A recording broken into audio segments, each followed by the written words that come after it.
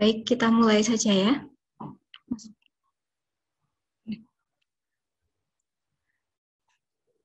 Assalamualaikum warahmatullahi wabarakatuh.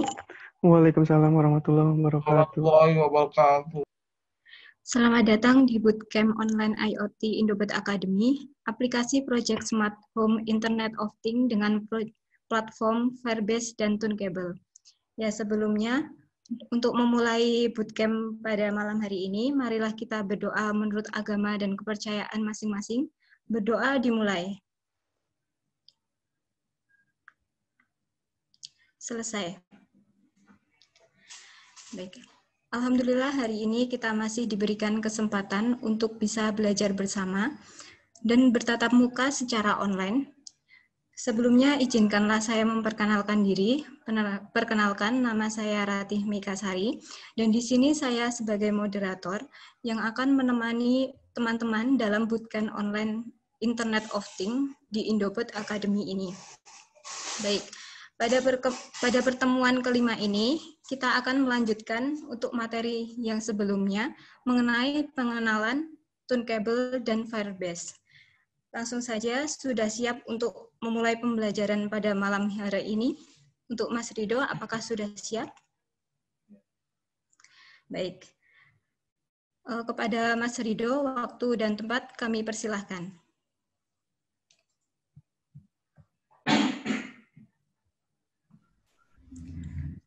Assalamualaikum warahmatullahi wabarakatuh dan selamat malam semuanya. Waalaikumsalam warahmatullahi wabarakatuh. Waalaikumsalam warahmatullahi wabarakatuh. Alhamdulillah karena kita masih diberikan kesempatan untuk melanjutkan bootcamp IoT untuk pertemuan yang kelima ini. Nah, untuk pertemuan malam ini saya akan membahas dan mempraktekkan untuk menggunakan sensor PIR dan juga yang project yang kemarin ini.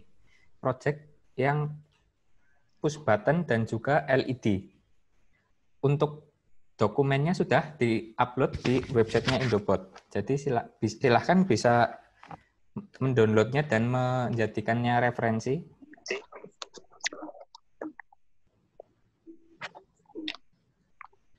Mungkin untuk awal akan saya presentasikan terlebih dahulu, dan saya jelaskan terlebih dahulu tentang penggunaan sensor PIR atau passive infrared. Mungkin karena pada saat malam ini Mas Reza juga masih belum hadir, ya mungkin bisa mengikuti rekamannya terlebih dahulu dan sambil menunggu Mas Reza.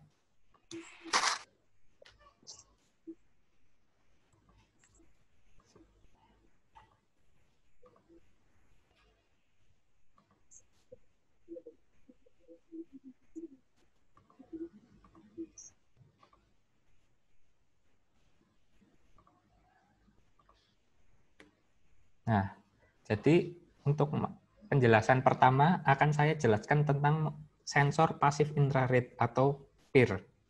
Nah, sensor ini sering sekali digunakan. Nah, dan banyak sekali proyek-proyek Arduino yang dapat dikembangkan menggunakan sensor PIR ini. Untuk penerapannya contohnya itu dijual di pasaran saat ini itu banyak, seperti lampu otomatis. Ketika ada orang masuk ke ruangan itu, nanti lampunya akan otomatis menyala. Itu salah satu penerapan yang sering digunakan dan ada di pasaran. Nah, sensor pasif infrared ini adalah merupakan sensor yang digunakan untuk mendeteksi adanya pancaran infrared dari suatu objek. Jadi sesuai namanya, sensor PIR ini membaca pancaran sinyal infrared dari sebuah objek benda. Jadi tidak menyinari infrared, tetapi hanya menerima saja. Nah, jadi karena pendeteksiannya itu menggunakan sinyal infrared, maka ini akan cukup terpengaruh jika digunakan di outdoor atau terkena sinar matahari langsung. Jadi makanya untuk penerapannya itu biasanya ada di dalam ruangan ataupun di tempat yang teduh dan tidak terkena sinar matahari secara langsung. Nah, bagian-bagian dari sensor PIR ini sendiri adalah, pertama adalah lensa Fresnel. Lensa yang ada pada bagian depan dan biasanya berwarna putih pada sensor PIR. Lalu ada penyaring inframerah dan sensor pyroelektrik. Nah, sensor pyroelektrik ini yang berguna untuk membaca sinyal inframerah dari suatu objek. Lalu ada rangkaian penguat dan juga komparator, di mana ada rangkaian di belakang modul sensor ini. Nah, untuk jaraknya sendiri, itu jarak efektif yang sering ada di pasaran atau seperti yang ada pada gambar ini, itu biasanya memiliki jarak sejauh 6 meter. Itu jarak efektifnya. Akan tetapi tidak bisa menutup kemungkinan jika jaraknya mungkin bisa saja kurang ataupun lebih, tergantung dari kondisi ruangan dan juga keadaan di lingkungan itu. Nah, lalu dengan adanya lensa Fresnel ini, sudut jangkauannya itu sebesar 110 derajat. Jadi pembacaan sensornya itu melebar sebesar 110 derajat. Nah, ini adalah gambaran dari tampilan kerja sensor PIR ini.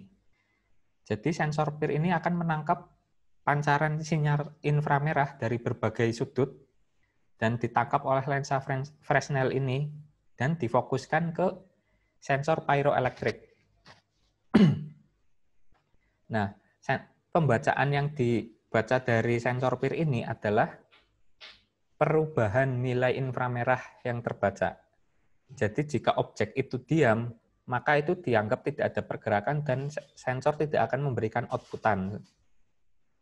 Jadi intinya itu sensor PIR ini akan membaca gerakan dari objek yang menghasilkan sinyal inframerah. Nah, sinyal inframerah ini biasanya dihasilkan oleh suatu objek makhluk hidup biasanya yang hangat dan seperti tubuh manusia, binatang, dan yang lainnya. Nah, itu nanti akan memberikan efek itu ketika objek itu bergerak. Jadi jika objek itu diam itu maka sensor PIR akan tidak akan membaca atau tidak akan merespon. Nah, lalu ini adalah contoh tampilan rangkaian dari sensor PIR. Nah, di sini ada beberapa panah dan bagian-bagian. Nah, untuk modelnya sendiri itu biasanya mungkin berbeda-beda dengan yang ada di pasaran, tetapi untuk layout dasarnya itu hampir sama semuanya. Di mana ada IC ini BISS 0001 ini sensor untuk membaca sensor inframerah itu. Lalu ada regulator, ada dioda proteksi. Nah, ini adalah lalu ada output. Biasanya outputnya hanya satu, yaitu digital output dan ground dan sumber tegangan. 3 pin ini yang biasanya yang akan digunakan untuk dihubungkan dengan microcontroller ataupun yang lainnya. Nah, ini adalah beberapa pengaturan penting. Ada retrigger setting jumper, delay time adjust, dan sensitivity adjust. Nah, untuk delay sendiri, itu biasanya kalau dibalik dari belakang itu ada di sebelah kiri. Itu yang sebelah kiri itu biasanya delay, karena di beberapa model itu tidak ada tulisannya sama sekali, tidak ada tulisan time ataupun sensitif. Jadi biasanya itu ada di sebelah kiri, kalau dilihat dari belakang. Lalu untuk yang sebelah kanan itu sensitivity adjust. Jadi yang untuk sensitivitas ini, kita bisa mengaturnya untuk seperti seberapa sensitifkah sensor inframerah ini mendeteksi gerakan ataupun perubahan sinyal inframerah. Nah, untuk yang cukup penting juga adalah delay. Delay ini untuk mengatur lamanya output.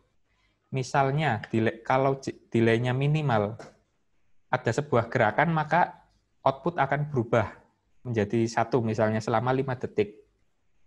Tetapi jika dimaksimalkan, mungkin output tegangannya itu akan menyala terus hingga beberapa menit, seperti itu. Nah, ini ada beberapa settingan yang penting juga, itu retrigger setting jumper. Nah, di sini sebenarnya ada tulisan H dan juga L. Dan untuk H sendiri itu biasanya untuk non-trigger, non-retrigger. Jadi untuk yang H itu, jika kita menjumpernya pada yang H, ketika kita ada objek terdeteksi,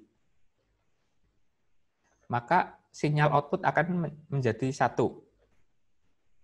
Itu untuk berapa lama? Jadi misalnya jika ada pergerakan terus-menerus di depan sensor itu, maka menyalanya itu tergantung dari delay time-nya saja.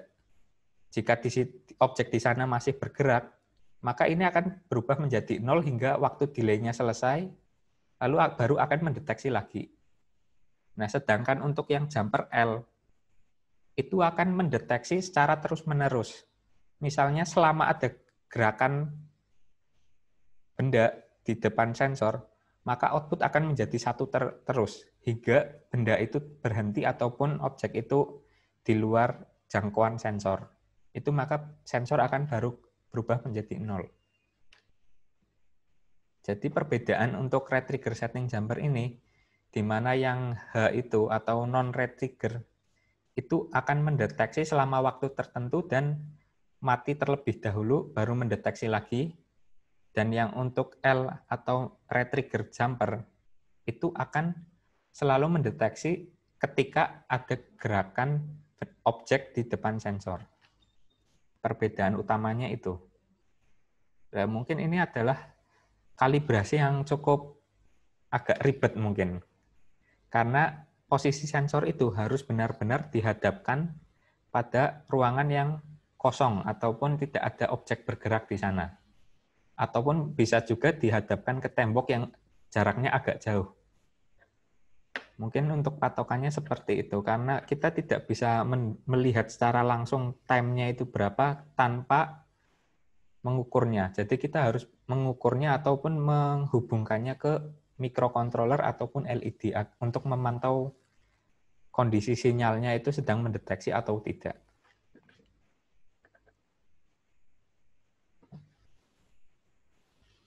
Nah, ini adalah contoh rangkaian yang nanti akan kita praktekkan dengan menggunakan sensor PIR ini. Jadi nanti di program yang sudah saya upload di dokumen itu, nanti kita akan mempraktekkan membaca sensor PIR ini dan terhubung dengan Firebase.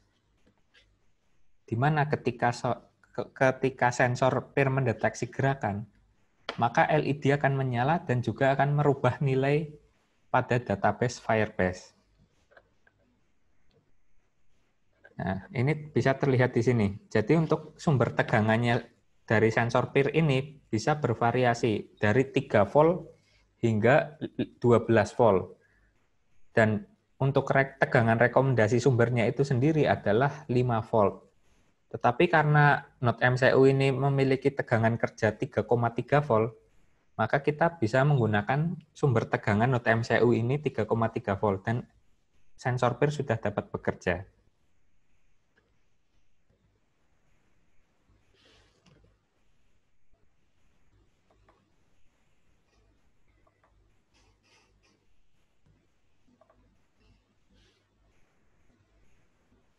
Nah, ini adalah penjelasan dari sensor PIR ini.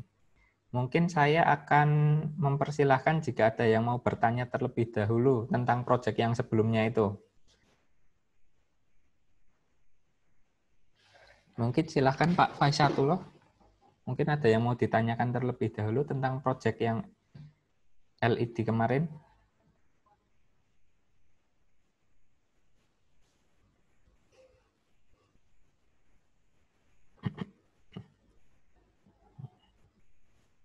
Atau Mas Febrianto, bagaimana? Kalau saya sih masih agak bingung ya. Nah, bingung bagian mananya mungkin? Mungkin saya basicnya kan dari teknik kimia bukan elektro ya. Jadi saya masih bingung apa pemilihan input analog dan digital itu. Sensor apa? Misalnya sensor ini masukannya ke ini digital dihubungkan atau kemana seperti itu? Iya, saya masih bingung tuh. Nanti takutnya ke depan saya masangnya salah masang malah. Oh iya iya iya. Iya, bingung saya masih. Oke Mas, terima kasih. Nanti mungkin bisa saya jawab. Mungkin saya ke Mas Gunawan terlebih dahulu. Ada yang mau ditanyakan atau tidak Mas?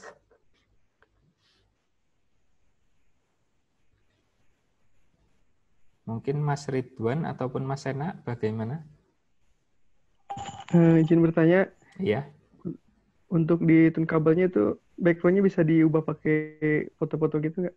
Oh, bisa, Mas. Oh, bisa. Nanti ada bagian upload untuk foto background-nya. Misalnya background seluruh screen-nya itu bisa kita rubah, ataupun background pada tombol juga bisa kita rubah. Jadi untuk per item itu sebenarnya bisa kita custom. Siap-siap, kemarin baru dicoba beda-beda warna aja gitu. Oh iya, iya. Mungkin nanti saya contohkan juga. Untuk Siap-siap. Mas Sena, bagaimana Mas Sena?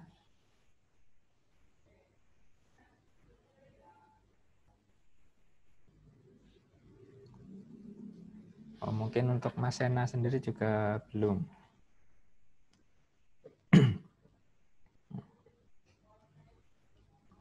Mungkin saya akan sedikit menjelaskan dari yang pertanyaan Mas Febrianto tadi untuk penggunaan pin-pinnya.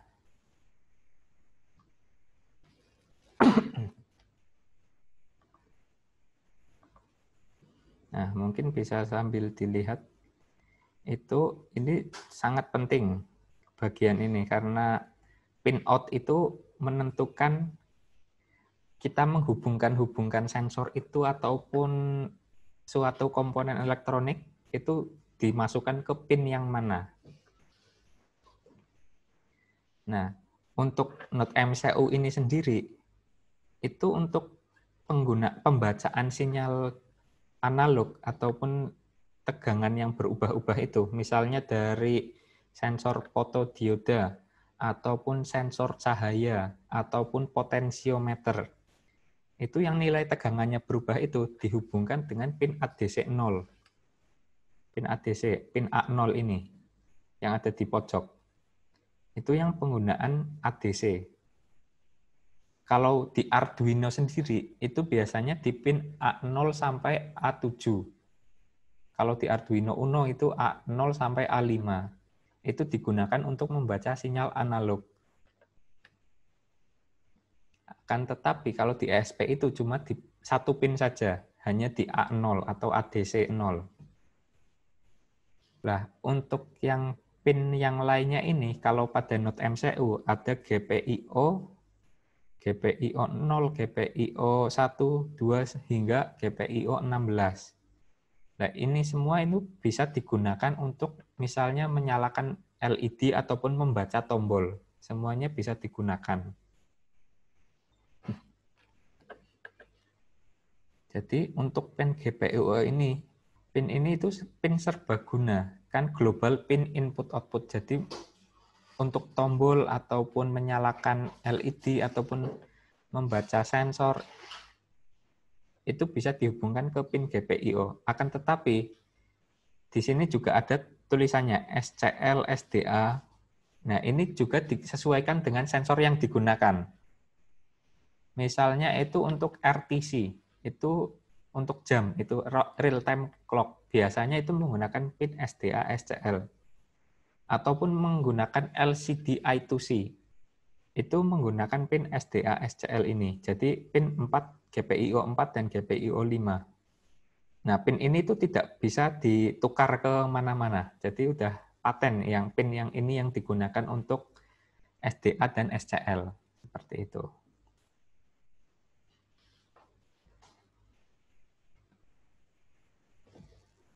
Mungkin penjelasan singkatnya itu seperti itu, Mas. Jadi kalau setiap ingin menggunakan sensor ataupun perangkat elektronik yang mau dihubungkan dengan Node MCU ataupun Arduino, itu diharapkan melihat datasheet terlebih dahulu ataupun mungkin bisa mencari referensi di internet terlebih dahulu.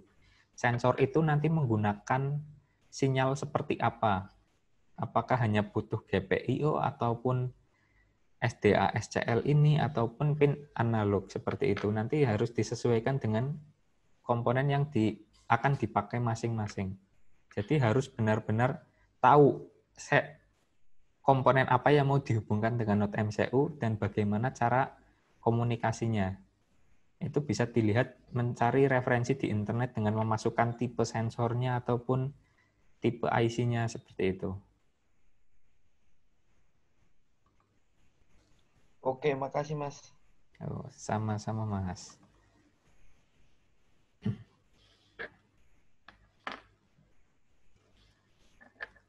untuk Mas Ridwan Nugraha, mungkin nanti akan saya praktekkan juga membuat aplikasinya.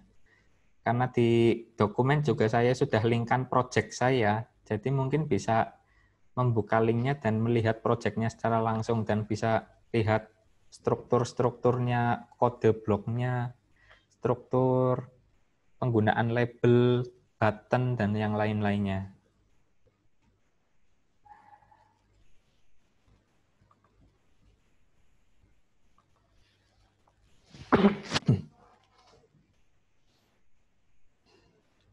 Nah, mungkin akan saya peragakan untuk pembuatan aplikasi Tungkabelnya dengan dihubungkan dengan database Firebase.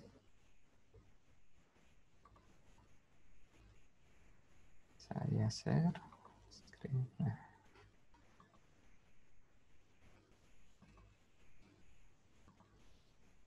Jadi pertama kita buka Tungkabel.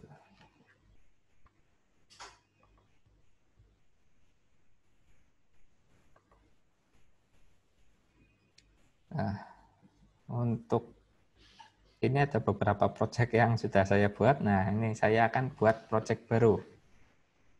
Bootcamp IoT 5.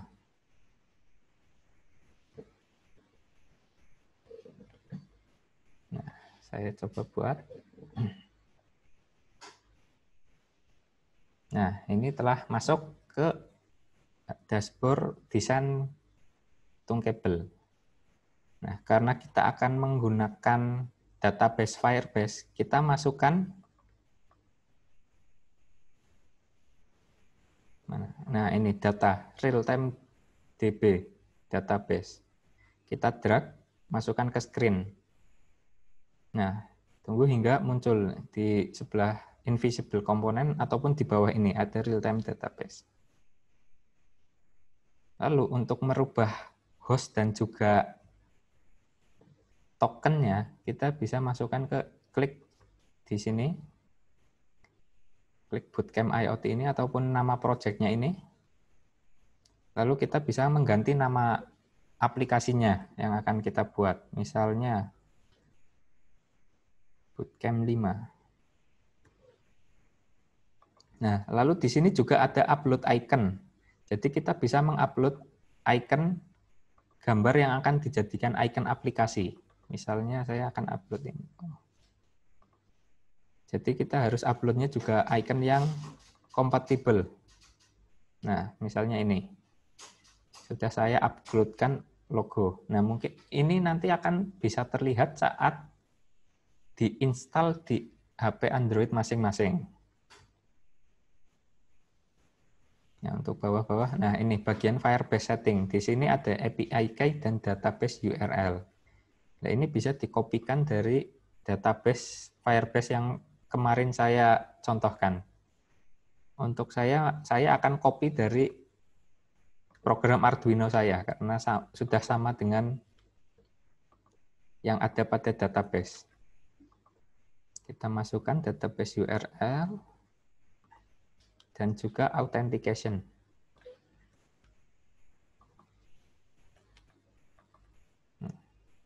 Sudah dimasukkan, kita tinggal mendesain terlebih dahulu layout-nya, program bagaimana yang akan kita gunakan. Misalnya saya ingin mengubah screen 1 ini, akan saya rubah gambarnya. Kita klik screen 1 ini, ataupun bisa klik sebelah kiri screen 1, lalu bagian kanan ini bisa dilihat ada background color, ini digunakan untuk mengubah warna background. Lalu bagian bawah background picture. Nah, ini bisa kita upload.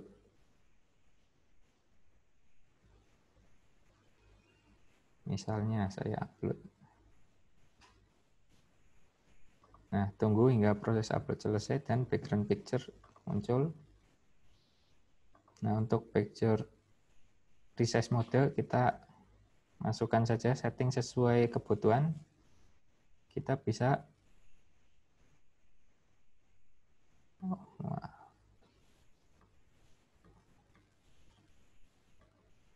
Nah, mungkin untuk color-nya bisa diubah transparasinya.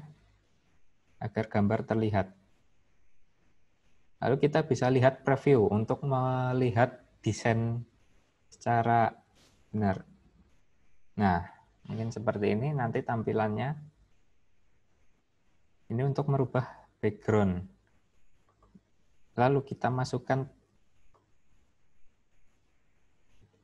layout terlebih dahulu ini. Ini saya akan memasukkan kolom.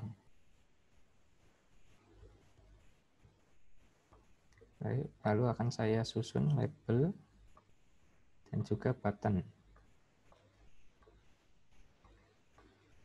Nah, kita bisa drag posisinya ini.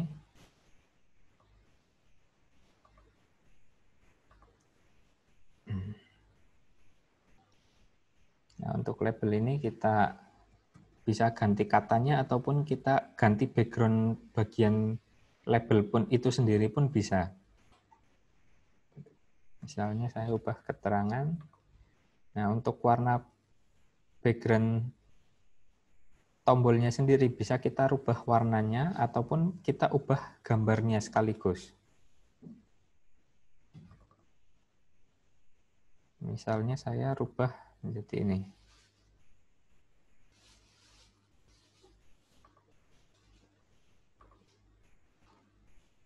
Kita bisa preview untuk melihatnya. Oh, karena ukuran gambarnya terlalu besar, maka yang terlihat cuma putihnya saja ternyata.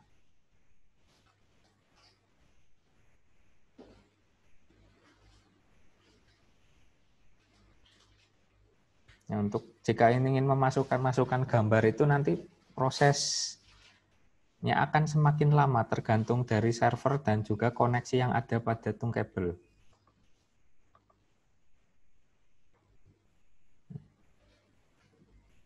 Jadi semakin besar ukuran gambar, semakin lama juga loadingnya untuk membuat dan mendesain layout Thunkable ini. Nah, seperti ini. Bisa terlihat ada ikonnya. Kita juga bisa menggeser kolomnya menjadi, ini kan untuk susunan kolomnya itu di tengah. Misalnya kita ubah di bagian atas. Nah, bisa kita ubah seperti ini. Ini singkatnya. Untuk penataan layout, kita bisa menata menggunakan baris ataupun kolom, lalu kita bisa menambah drawer navigator seperti mendrag sebelah kiri. Tetapi untuk ini kita coba yang sederhana terlebih dahulu, menggunakan label dan juga button. Kita bisa mulai untuk memprogramnya dengan blok, bagian blok. Nah, karena kita akan menggunakan database, kita akan mencoba ketika button 1 ditekan, maka nilai database akan berubah. Kita coba, button 1 kita masukkan, button 1, terus when button 1 klik. Nah, ketika tombol 1 ditekan, maka selanjutnya ini kita bisa real time database call save. Jadi ketika tombol button 1 ditekan, maka akan menyimpan. Dan key-nya ini sendiri. Key-nya adalah nama dari variabel database. Jadi saya akan buka database-nya.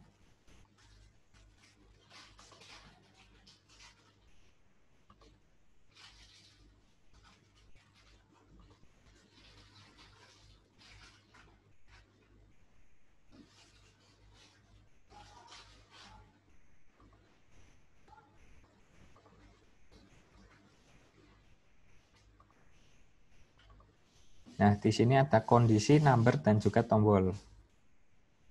Karena saya misalnya akan membuat, Mas Sena izin ya, mungkin tidak apa-apa, mungkin bisa lihat rekamannya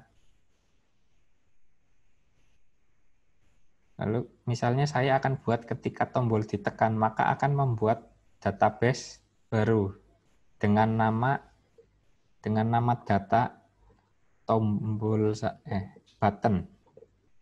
Misalnya dengan nama button, dan value ini kita bisa ambil dari math ataupun teks. Kita misalnya akan mengubah dengan math. Kita masukkan angka ini. Jadi ketika kita tekan misalnya tombol 1 kita tekan, maka akan muncul key button dan value-nya 1. Kita bisa coba, kita gunakan live test. Coba kita tekan. Nah, setelah saya tekan, maka muncul data baru yaitu button 1. Nah, ini yang nanti bisa digunakan dengan yang dihubungkan dengan Node MCU. Jadi, Firebase itu adalah perantara dari aplikasi Android dan juga Node MCU-nya. Jadi, jika hanya ingin membuat aplikasi Android saja, kita hanya butuh Tunkable tanpa membutuhkan database online. Akan tetapi, nanti data-datanya itu setiap penggunaan aplikasi akan hanya bersifat online pada handphone itu sendiri, tidak bisa terhubung dengan internet. Akan tetapi, jika ingin menghubungkan atau mengendalikan Node MCU ini, maka data yang kita ubah-ubah itu adalah data yang ada pada database Firebase ini. Lalu Node MCU akan membaca data itu untuk mengatur perintah selanjutnya, misalnya untuk menyalakan lampu dan lainnya. Misalnya untuk jika kondisi 1, misalnya LED 1 akan menyala, itu nanti yang memprosesnya Node MCU. Jadi Node MCU berfungsi untuk membaca data yang ada dari Firebase, lalu data itu diolah oleh Node MCU itu. Jadi IoT itu sebenarnya seperti itu.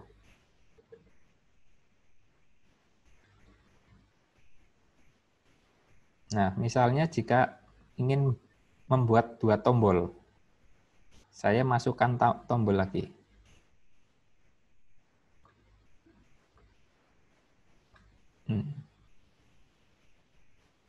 Saya buat fungsinya sama persis seperti ini. Saya duplicate. Nah, tetapi kan saya rubah fungsi ini, button 2. Nah, jadi ketika button 2 saya klik, nanti variabel button akan bernilai 2, seperti itu. Lalu kita coba lagi di live test.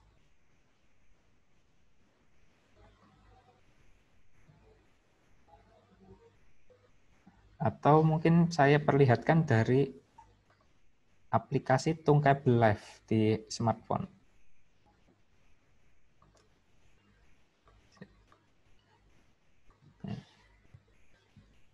Di Tunkable Live. Jadi Tunkable Live ini akunnya akan tersinkron dengan yang ada akun Google-nya. Nah, misalnya ini. Akan saya coba klik button yang atas. Maka button akan tetap 1. Tetapi ketika button bawah saya tekan, maka variabel button akan berubah menjadi 2, seperti itu.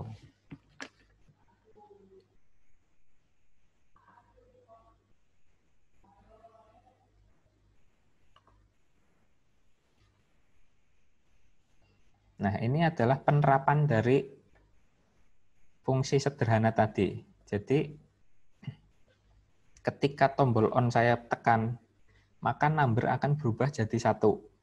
Dan ESP membaca variabel number ini. Variabel number jika 1, maka LED akan menyala. Dan jika number 0, maka LED akan mati. Seperti itu untuk mengontrolnya. Nah, sedangkan untuk kondisi tombol sendiri ini akan membaca ketika tombol ditekan akan berubah menjadi 1.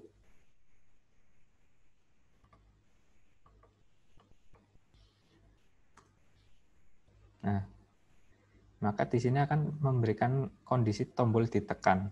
Jadi untuk yang merubah variabel tombol ini adalah ESP, not MCU ini. Jadi ini database Firebase ini digunakan sebagai perantara saja untuk pembacaan dan penulisan data.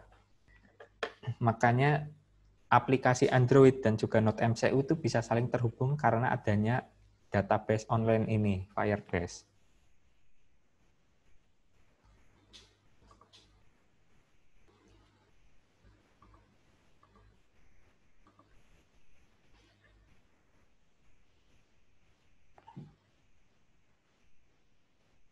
Nah, ini tadi adalah percobaan dari saya tentang LED dan juga push button ini yang digunakan aplikasi yang terhubung dengan Firebase. Mungkin ada yang bingung ataupun mungkin terlalu cepat penjelasannya.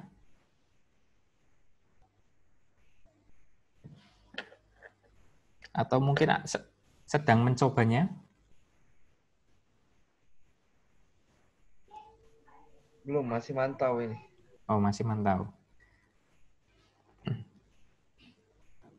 Mungkin bisa sambil dibaca juga project-projectnya tadi itu, mungkin ingin mencoba juga, kan sudah saya berikan link project saya itu bisa dibuka dan bisa nyoba langsung.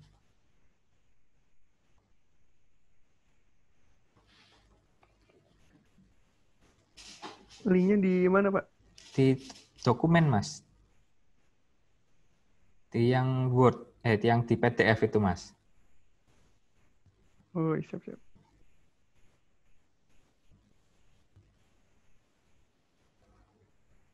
Nah, di situ ada 2 project yang saya sisipkan. Yang pertama itu yang project awal tadi, yang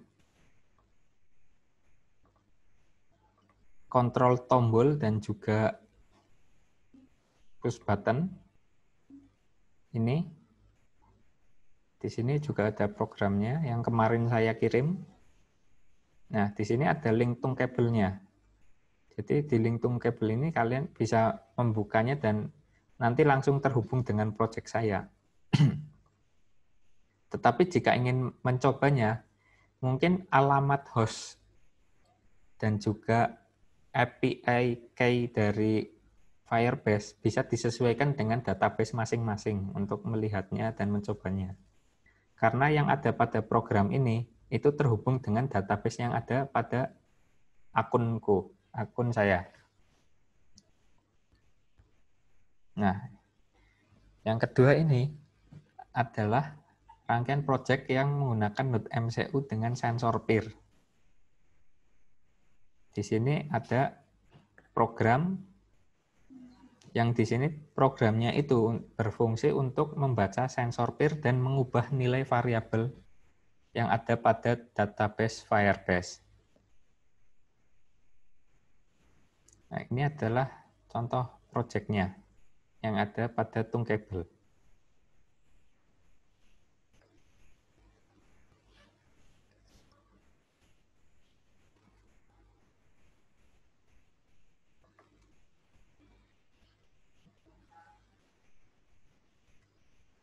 Nah, mungkin akan saya peragakan.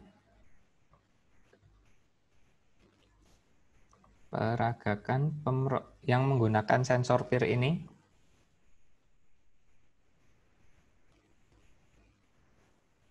Saya akan coba.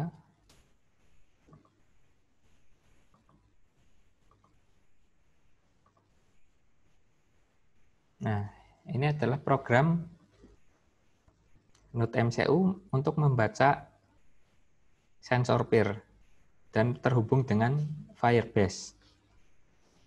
Di sini saya sudah sesuaikan alamat host dan juga autentikasi dari Firebase. Dan di bawahnya ini adalah SSID dan password Wi-Fi. Untuk bagian bawahnya lagi ini define ini digunakan untuk mendefinisikan penggunaan pin dari sensor peer dan juga pin LED yang terhubung dengan Node MCU.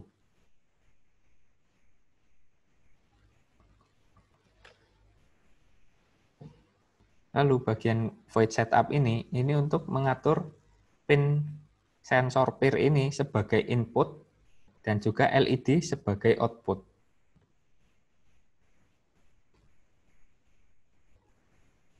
Nah, untuk programnya sendiri, ini adalah pertama, membuat variabel kondisi dan berfungsi untuk membaca nilai dari sensor PIR.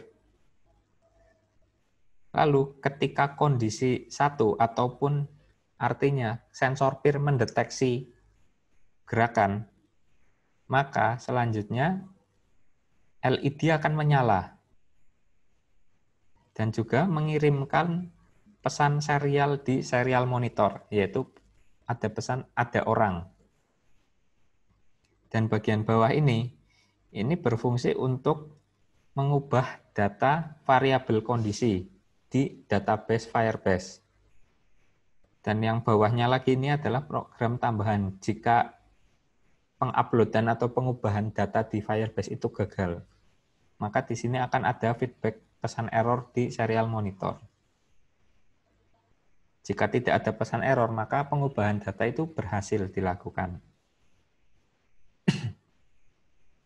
Lalu di bagian bawah ini, else if itu jika kondisi sama dengan 0 ataupun sensor PIR itu tidak membaca gerakan, maka selanjutnya digital red LED. Nah, LED akan mati dan mengubah juga nilai variabel di Firebase dengan kondisi sama dengan 0. Nah, nanti ini perubahan data ini yang akan dibaca oleh aplikasi Android. Akan saya coba upload.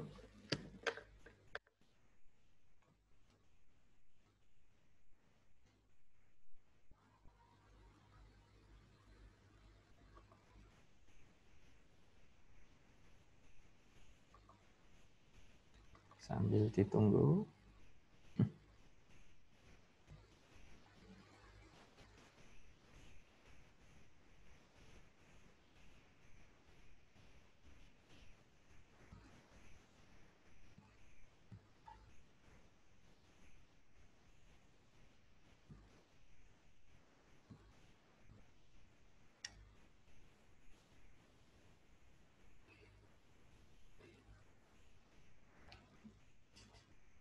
Ya, kita tunggu hingga proses upload selesai. Nah, done uploading.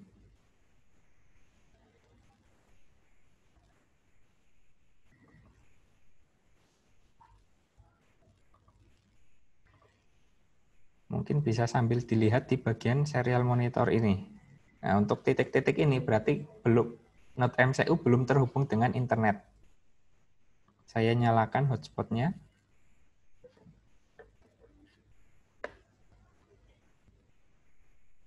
Nah, tunggu hingga terkonek. Nah, di depan saya, ini saya sudah mengatur sensor PIR-nya.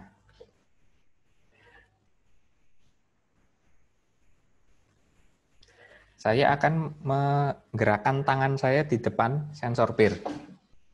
Nah, maka akan terdeteksi ada orang. Nah, pendeteksiannya ini, karena posisi delay saya ubah menjadi minimum, maka pendeteksian hanya bisa selama beberapa detik saja.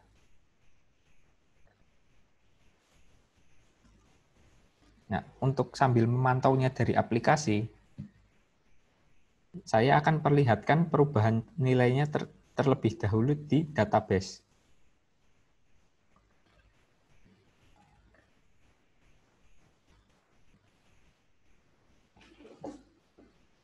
Nah, ketika saya gerakan tangan saya di depan ini, maka kondisi akan berubah menjadi 1. Tetapi ketika pembacaan gerakan selesai, maka kondisi akan langsung berubah menjadi 0. Nah, di sini ada perbacaan gerakan di depan sensor. Nah, untuk kondisinya sendiri ini, terkadang jika sensitivitasnya itu terlalu sensitif, maka akan misalnya ada perubahan inframerah sangat kecil sekalipun ataupun terkadang akan mendeteksi tanpa objek yang ada di depannya terlihat itu. Jadi terkadang itu tiba-tiba mendeteksi sesuatu jika pengaturan sensitivitasnya itu terlalu sensitif. Maka kondisi akan berubah menjadi 1. Saya akan perlihatkan di aplikasinya.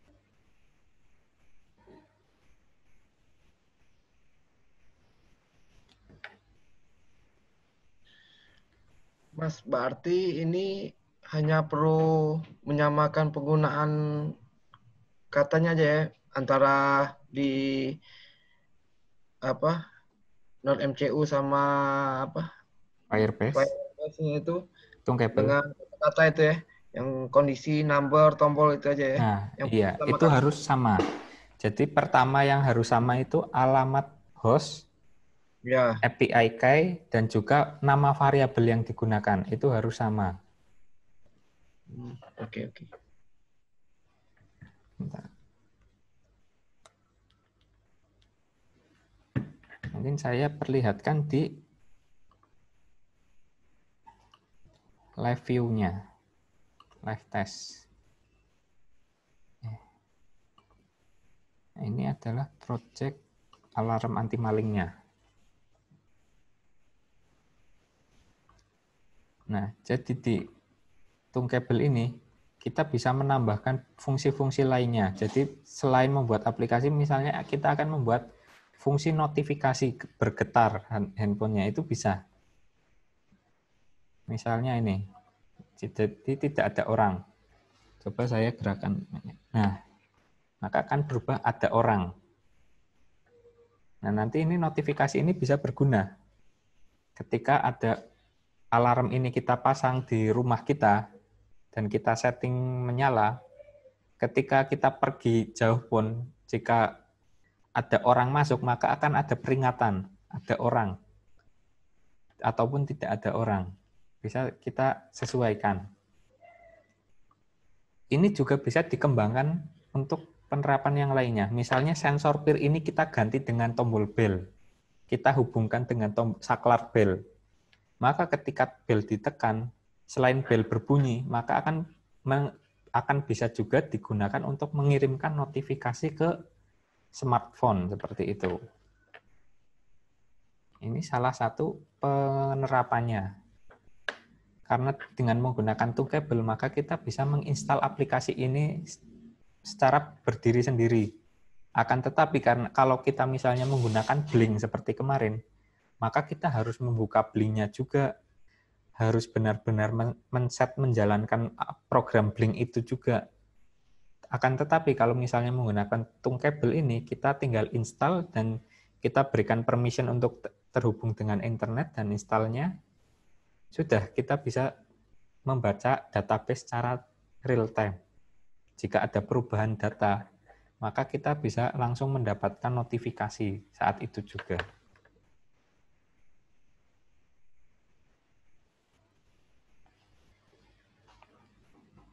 Bagaimana yang lainnya? Apakah ada yang mau ditanyakan atau bingung?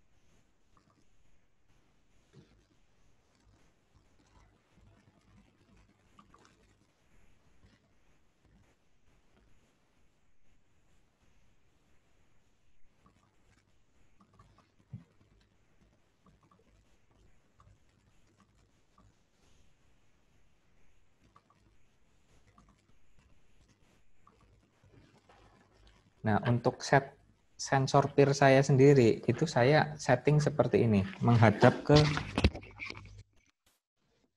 depan kamera.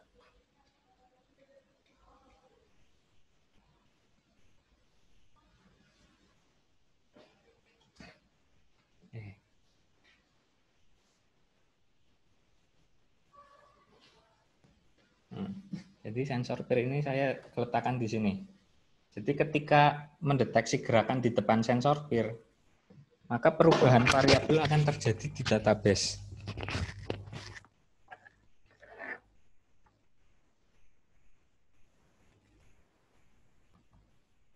Saya akan perlihatkan lagi.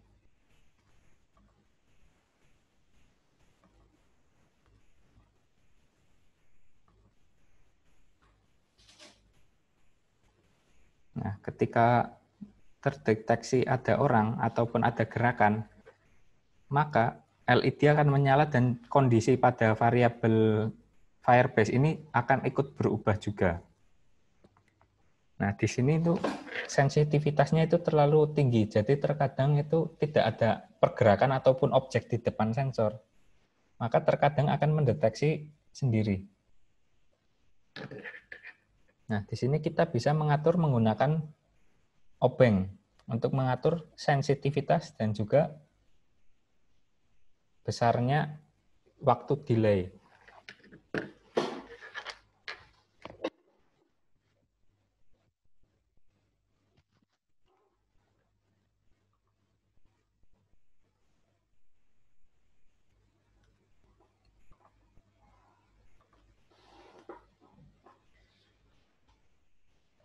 Nah, mungkin bagaimana yang lainnya? Apakah bisa ada kendala?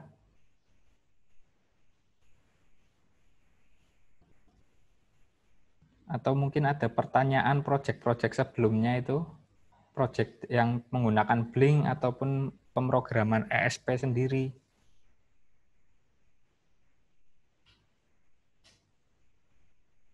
Mas Sena Chandra mungkin? Atau Mas Ridwan, Mas Gunawan, Mas Febrianto, ataupun Pak Faisatullah mungkin bisa ada yang ditanyakan.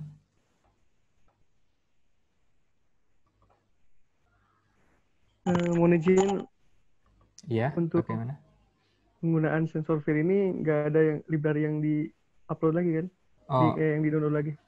nah, untuk penggunaan sensor peer ini sendiri, itu tidak perlu menggunakan tambahan library, karena hanya membaca nilai tegangan saja. Jadi, seperti membaca tombol atau push button itu. Jadi, tidak perlu tambahan library yang lainnya. Siap. Nah, ini nanti juga akan berubah, misalnya berbeda juga. Misalnya jika menggunakan seperti yang kemarin itu yang menggunakan DHT11, itu walaupun hanya menggunakan satu pin, tetapi itu membutuhkan library. Karena pada datasheet DHT11 itu sebenarnya itu tidak hanya membaca sinyal tegangan saja, tetapi ada sinyal digitalnya yang di sana. Jadi pembacaannya itu membutuhkan library tambahan. Akan tetapi untuk sensor peer ini itu tidak membutuhkannya. Jadi itu benar-benar menggunakan kalibrasi manual dari trim pot yang ada di belakang modul sensor peer ini. Jadi modul sensor peer ini ya harus benar-benar disesuaikan dengan ruangan yang akan digunakan ataupun kondisi lingkungan sekitar yang akan digunakan. Karena jika terkena sinar matahari langsung, kita sudah setting sensitivitasnya itu sudah sesuai, lalu kita pindahkan ke luar ruangan ataupun ke ruangan yang lainnya, mungkin pengaturannya itu akan berubah dan tidak sesuai dengan yang diharapkan.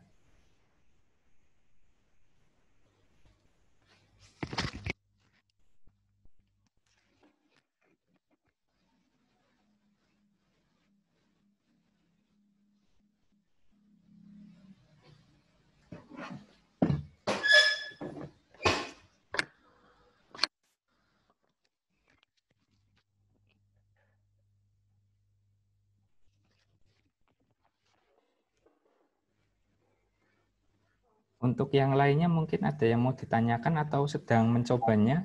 Siapa tahu? Ini Mas, nanya dikit. Oh ya, bagaimana Pak? Ini kan tadi untuk aplikasi Turntable kan, kalau itu hanya untuk koneksi ke HP dan ke ini Arduino, apa namanya? Database Firebase itu. Ya, misalkan kalau kita tidak perlu ke internet, tapi kita kontrolnya dari smartphone ini langsung ke apa namanya? Ke MCU Arduino atau ini. Node MCU. Ya. Berarti kan kita tidak perlu memasukkan SSID dan password gitu. Nah, untuk hubungannya dengan HP Android dan juga Node MCU itu ada beberapa opsi. Yang pertama itu karena Node MCU itu bisa ada fitur WiFi, maka kita bisa menggunakan internet. Itu yang pertama. Yang opsi kedua, kita juga bisa menggunakan koneksi WiFi lokal, jadi tanpa internet. Ya. Jadi misalnya ESP itu memancarkan WiFi, itu bisa diatur seperti itu. Tetapi nanti akan seperti hubungannya dengan WiFi. Lalu opsi yang ketiga itu menggunakan USB OTG di Android. Jadi kita nanti membuat aplikasinya itu harus support USB OTG dan nanti dihubungkannya secara kabel USB. Itu opsi yang ketiga. Tetapi untuk yang opsi ketiga itu tidak semua smartphone itu support. Oke. Jadi hanya untuk smartphone jenis tertentu saja. Mungkin seperti itu Pak Faisatullah. Berarti tidak perlu kita masukkan ini ya. Berarti nanti di aplikasi ini apakah SSID yang mana kita gunakan? Harus kita bikin SSID-nya dulu yang di MCU itu? Nah, kalau untuk SSID itu setiap Node MCU itu akan terhubung ke koneksi WiFi. Jadi jika Node MCU ini digunakan untuk terhubung ke internet, maka otomatis Node MCU ini harus disesuaikan dengan SSID yang ada ataupun WiFi yang ada internetnya itu. Jadi Node MCU ini akan mengkonekkan diri ke routernya, baru terhubung ke internet. Maksud saya gini, jadi kan ini dia nanti menghasilkan WiFi kan yang dipancarkan gitu sama MCU. Nanti kan diterima sama HP. Jadi connect ke HP dulu nih, sehingga aplikasi itu bisa dikontrol lewat HP gitu. Oh, jadi Node MCU ini yang memancarkan WiFi, lalu handphonenya yang terhubung ke WiFi Node MCU. Ya, tidak pakai internet inilah. Oh, itu sebenarnya bisa Pak, tetapi nanti ada beberapa protokol yang memang agak rumit. Dan praktek yang sering digunakan itu menggunakan protokol web server. Jadi Node MCU ini dijadikan web server. Jadi misalnya Node MCU ini saya gunakan WiFi, saya pancarkan WiFi, lalu kita hubungkan dengan smartphone kita. Lalu untuk mengaksesnya biasanya kita menggunakan website. Kita membuka browser dan mengetik IP dari Node MCU ini. Biasanya seperti itu. Jadi kalau untuk diaplikasikan ke Turntable ini ataupun membuat aplikasi sendiri itu sebenarnya bisa. Tetapi nanti kan harus mengakalin untuk mengakses IP ini kayak seperti mengakses website seperti itu, Pak. Iya. Karena saya sering ngorder kayak model kontrol. Iya. Tentunya saja kontrol jadwal sholat. Jadi ini mungkin di luar MCU kayak gini. Oh, ya, kita pakai ya. Jadi mereka sudah, misalnya pas kita beli, mereka sudah dibekali kita dengan aplikasi di Android. Sehingga kontrol apapun kita kontrolnya pakai HP Android gitu. Oh iya. Apakah MCU juga bisa seperti itu gitu kan? Bisa Pak. Itu sebenarnya di dalam kontrol jam masjid itu sebenarnya itu ESP8266. Itu sama aja seperti Node MCU. Iya. Jadi itu sama persis. Tetapi nanti yang membedakannya itu di programnya itu. Nah, di programnya itu seperti yang saya jelaskan tadi, itu nanti Node MCU ini yang akan memancarkan WiFi Iya, iya, iya. Lalu smartphone yang terhubung ke WiFi ESP ini baru akan mengakses aplikasinya itu. Jadi melewat protokol HTTP seperti itu, Pak. Iya, iya, iya. Oh, iya, iya, iya. Paham, paham. Jadi untuk mengaksesnya itu tidak membutuhkan koneksi internet kalau seperti itu. Iya, iya.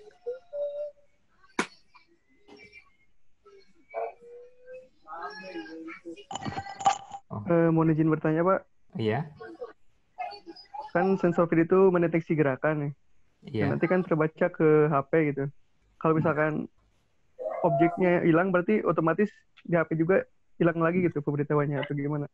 Iya, Mas. Misalnya yang saya peragakan tadi, ketika ada objek bergerak di depan di depan sensor PIR, maka akan merubah nilainya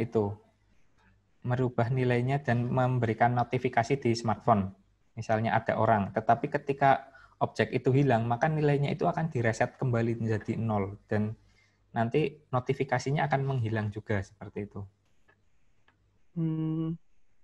Kirain misalkan ada notifikasinya, misalkan ada pemberitahuannya jam segini ada sensor masuk gitu. Oh. Kan kalau misalkan takutnya kan buat sensor maling kan kita kedengeran nih kan. Lagi gak ngecek HP, tiba-tiba udah gak ada lagi gerakannya. Oh, itu bisa diatur, Pak, Mas. Oh, bisa. Jadi untuk dari Firebase sendiri itu bisa memberikan timestamp ataupun tanda waktu. Jadi kita bisa memasukkan nilai variabelnya itu dengan menyantumkan waktu yang ada pada server Firebase. Jadi menyesuaikan waktu dari Firebase itu. Jadi kan karena server Firebase itu nanti kan kita mungkin acak. Mungkin servernya bisa di Indonesia, bisa di Amerika. Nah, mungkin jamnya nanti akan menyesuaikan itu. Misalnya kan kalau di Indonesia itu +7 itu. +7. GMT +7. Jadi nanti akan ada keterangannya jam berapa dan lain-lain. Siap.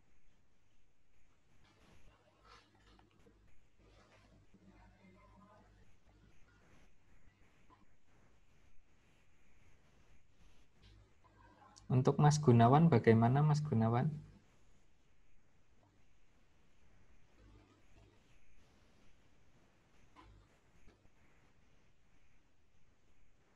Oh, mungkin.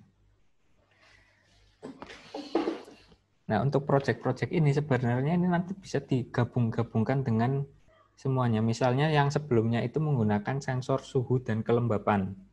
Nah, karena praktek selanjutnya kita adalah menggunakan sensor itu, nanti besok kita akan mencoba menggunakan sensor DHT11 itu untuk merubah data yang ada pada Firebase terlebih dahulu. Dan untuk praktek hari selanjutnya lagi, kita akan membuat aplikasi Tunkable yang terhubung dengan Firebase. Jadi kita akan membuat proyeknya itu bertahap terlebih dahulu. Lalu untuk proyek selanjutnya, kita akan menggabungkan lagi sensor DHT itu dengan sensor PIR dan juga kontrol tombol. Nah, itu nanti bisa kita kembangkan lagi menjadi program IoT yang lebih kompleks lagi. Misalnya LED-nya bisa kita tambah hingga 5, ataupun LED itu kita ganti menjadi modul relay, dan untuk digunakan untuk mengontrol lampu, itu semuanya bisa dikembangkan menjadi seperti itu.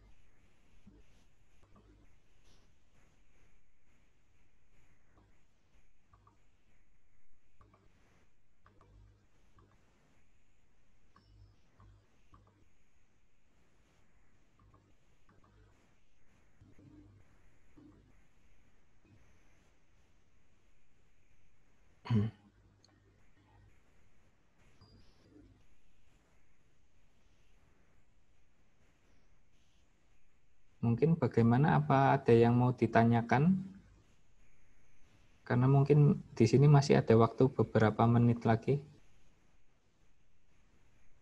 Nah, untuk ini Mas Sena ada pertanyaan untuk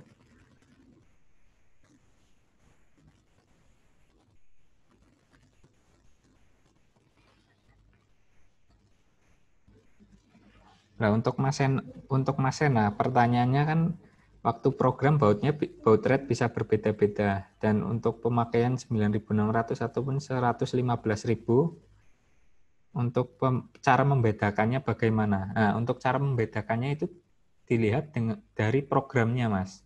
Jadi setiap kita memprogram, di sini pasti ada serial begin dan diikuti dengan baud rate yang digunakan. Jika tidak ada serial begin, maka tidak bisa menampilkan data di serial monitor. Jadi untuk membedakannya itu bisa dilihat dari baud rate yang ada pada program void setup ini. Ini yang akan menentukan baud rate-nya, besarnya baud rate. Karena jika baud rate itu berbeda, maka pembacaan dari serial monitor itu akan menjadi kode-kode aneh.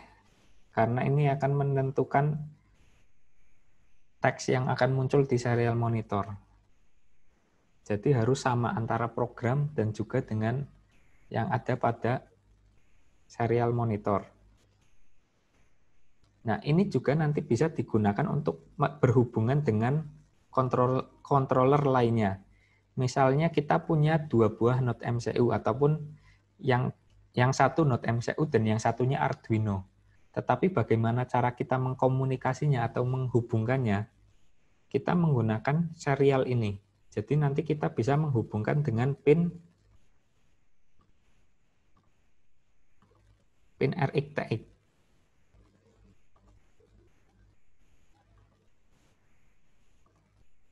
Nah, untuk penggunaannya bisa menggunakan pin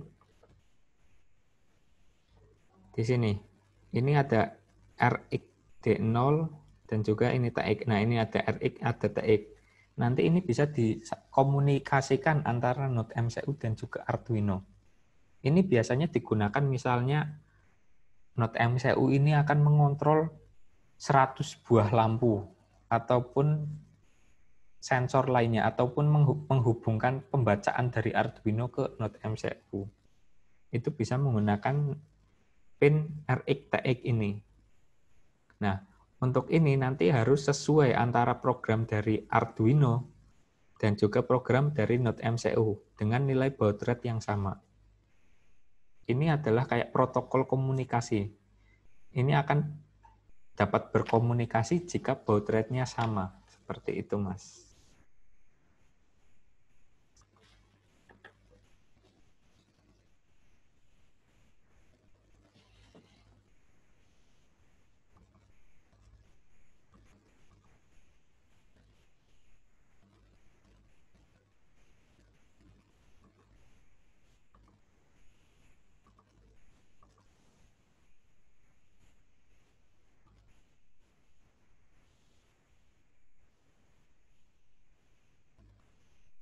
Bagaimana yang lainnya? Apakah ada yang dibingungkan atau ingin ditanyakan? Atau ada keinginan membuat proyek seperti apa dan butuh dikonsultasikan? Mungkin silahkan.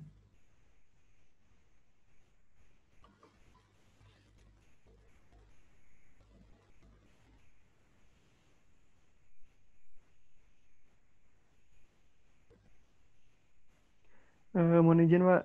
Ya, silahkan. Kalau misalkan kita mau buat objek seperti itu, tapi kondisinya di dalam air gitu, ada solusinya nggak? Kalau untuk proyek di dalam air, mungkin nanti disesuaikan, Mas. Misalnya yang di dalam air itu hanya sensornya saja. Jadi untuk kontrol dan elektronik lainnya itu ada di atas air. Itu salah satu opsi bisa seperti itu. Kalau untuk misalnya benar-benar semua peralatan itu di dalam air, itu perlu dipertimbangkan untuk packingnya itu nggak boleh ada bocor sedikit pun. Terus untuk sumber dayanya itu didapat dari mana, menggunakan baterai ataupun kabel, itu harus diperhatikan itunya, Mas. Jadi kalau untuk proyek di bawah air itu biasanya lebih aman itu untuk elektronik dan lain-lainnya itu berada di atas, dan yang di bawah itu hanya sensor-sensor yang diperlukan saja. Siap. Terima kasih, Pak. Oke, siap. Nah, untuk mungkin ini dari Mas Ridwan kan juga, saya dulu juga pernah membuat itu robot ROV atau robot kapal selam. Nah, untuk robot ini biasanya itu untuk pengkomunikasian robotnya yang di dalam air itu dengan kontrol yang ada di darat, itu biasanya menggunakan kabel. Karena jika menggunakan sinyal wireless atau WiFi ataupun sinyal Bluetooth lainnya, itu biasanya setelah robot berada di dalam air, itu sinyalnya akan sangat terganggu dan biasanya akan koneksi terputus lah tiba-tiba ataupun sinyalnya jelek. Jadi itu akan lebih aman itu untuk sumber daya listrik dan juga kontrol itu ada di atas air, jadi tidak ikut terendam di dalam air.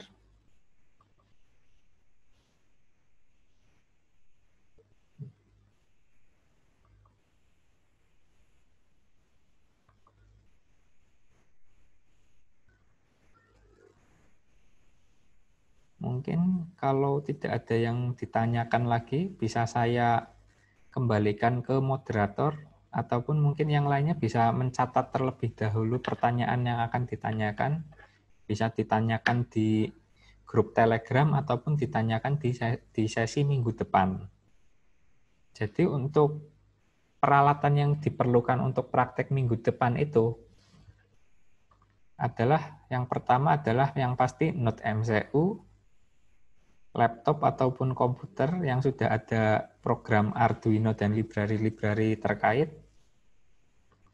Dan untuk sensornya sendiri besok menggunakan sensor DHT11 seperti Project Blink kemarin.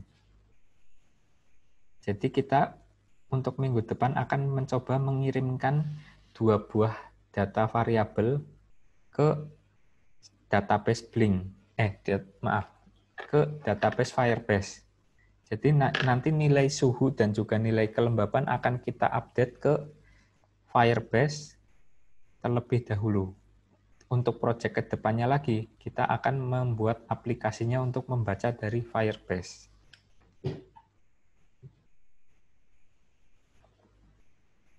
Mungkin jika tidak ada yang ditanyakan lagi ataupun yang lainnya, bisa saya kembalikan kepada moderator. Mungkin sekian dari saya terlebih dahulu. Wassalamualaikum warahmatullahi wabarakatuh dan selamat malam. Waalaikumsalam warahmatullahi wabarakatuh.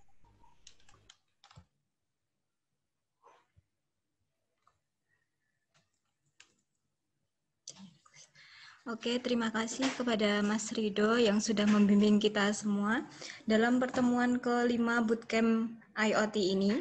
Ya, bagi teman-teman yang masih ada sesuatu yang mengganjal pada materi tadi, atau masih ada penasaran, atau belum paham, bisa ditanyakan di grup diskusi Telegram Bootcamp IoT. Untuk pertemuan selanjutnya, nanti kita akan adakan pada hari Selasa, tanggal 11, pada jam 7 malam, waktu Indonesia Barat. Baik, mungkin kita cukupkan untuk pertemuan hari ini. Tetap jaga kesehatan. Sampai bertemu pada pertemuan berikutnya. Sekian dari saya. Wassalamualaikum warahmatullahi wabarakatuh. Waalaikumsalam warahmatullahi wabarakatuh. Selamat malam.